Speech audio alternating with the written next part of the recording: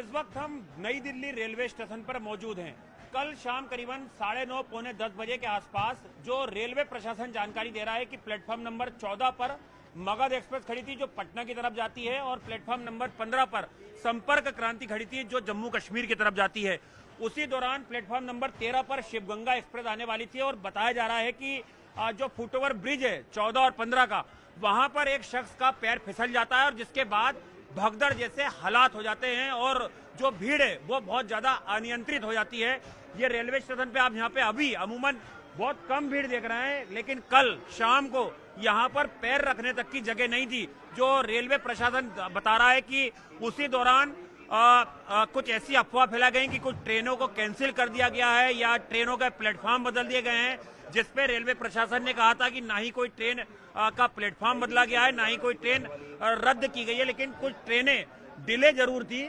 और मेला स्पेशल करीबन 4 से 5 ट्रेनें नई दिल्ली रेलवे स्टेशन से रेलवे प्रशासन ने चलाई थी, जो स्पेशल कुंभ ट्रेनें, कुंभ के लिए जाने वाली ट्रेन थी। लेकिन रेलवे प्रशासन कहना है कि 14 नंबर पर मगध एक्सप्रेस खड़ी थी, 15 नंबर पर संपर्क क्रांति खड़ी थी, 13 नंबर पर भी यूपी जाने वाली ट्रेन खड़ी थी। और उसी दौरान बहुत सारे लोग जो हैं वो 13 नंबर प्लेटफॉर्म से भी 14 और 15 नंबर प्लेटफॉर्म की तरफ आ गए, क्योंकि उन्हें प्रयागराज की तरफ जाना था। और जो फुटओवर ब्रिज है उसकी सीढ़ियों पर एक शख्स का पैर फिसलता है और उसके बाद भगदड़ जैसे हालात मच जाते हैं। और उसके बाद यहाँ पर कई कुली जो हैं, कई वेंडर जो हैं वो यहाँ पे मदद के लिए आगे आते हैं, कई महिलाएं जो हैं वो बेहोश हो जाती हैं, कई बच्चे लड़कियां बेहोश हो जाती है। और इस घटना में 18 लोगों की दर्दनाक मौत हो जाती है। उसके बाद आज लगातार प्रशासन की टीमें, दिल्ली पुलिस की टीमें यहाँ पर चप्पे चप्पे पे रेलवे स्टेशन के मौजूद हैं। अनाउंसमेंट के जरिए बताया जा रहा है कि कौन सी ट्रेन किस नंबर प्लेटफॉर्म पे आएगी, और यात्री जो है वो पैनिक ना हो, कोई ट्रेनों को रद्द किया गया तो उसके लिए भी बाकायदा अनाउंसमेंट किया जा रहा है। जो रेल मंत्री हैं अश्विनी वैष्णव, उन्होंने गृह मंत्री अमित शाह से मुलाकात की है।